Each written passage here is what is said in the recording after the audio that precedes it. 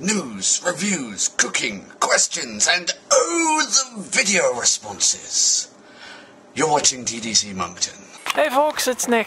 I'm home, it's the end of the day, and here's the results of tonight's crisp weather.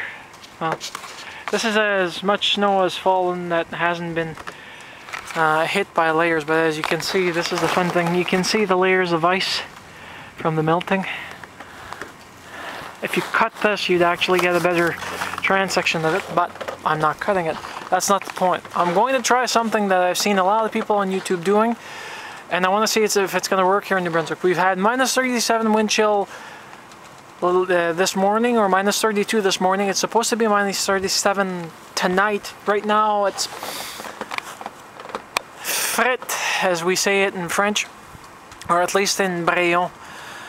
FRETE is more than froid. I know that may not make sense, but let me put it to you in this English translation fashion. Cold is normal, damn cold is FRETE. So this is damn cold for us at this time of year. So I decided to bring out a mug. A mug, well, unfortunately it's a UPS mug. That's the only mug I had available because I didn't want to spill hot water coming in, so I decided to actually create the experiment. It's cold enough, watch this. Okay, and if the science is true, this should be transforming into vapor as soon as it hits the air. So we'll try it.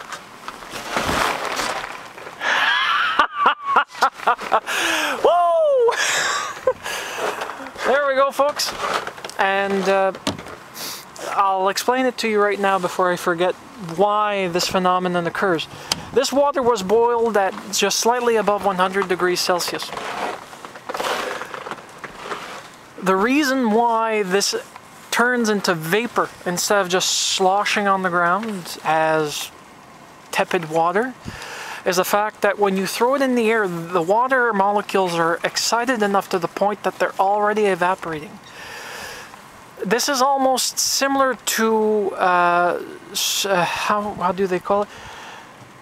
Super freezing or super condensation, because the molecules are already excited. They just need one extra element out of the ordinary to shock them into reacting completely to the opposite of what we're expecting. Because normally what happens is that if you've got a mister, like on snow hills, they call them snow cannons for those of you that know, but basically it's a big device that's around with lots of hoses. The water runs through it, gets misted into finer particles so that it can transform into snow and deposit on where they want it to occur. This water wasn't made for this. It wasn't going through a mister. It was actually just being chucked in the air, and as soon as it hit the cold air, it actually just went into vapor. I'm hoping that you guys caught it because I didn't want to bring all the equipment outside. It's just barely enough for my fingers not to freeze. But either way, I hope that you had fun with this, and I hope it actually is visible. Doing it one-handed while chucking water in the air is not as easy as it sounds. And if it didn't work, I'll add in additional footage with me bringing out a tripod and doing it, chucking bucket loads of water. Have a nice one. Hey folks, I decided to expand the experiment because I couldn't see what was happening. So, I'm going to bring you out in the street and actually allow you to see it in full glory. Got enough light here.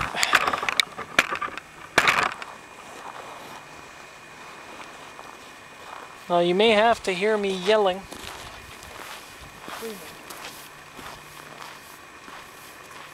But imagine a Viking actually having to do this, or if they knew technology, they could actually use it at their expense.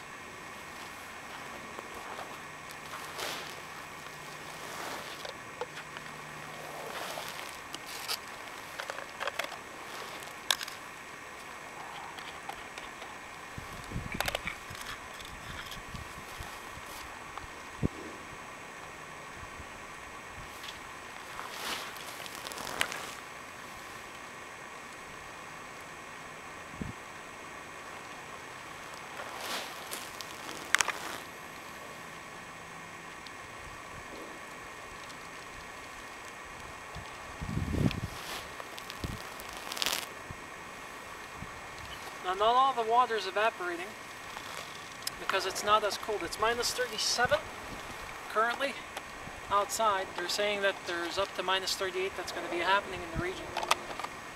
But if you're like in northwestern territories or the Yukon where it's minus 40, minus 42, I can guarantee you it freezes. Have a nice one.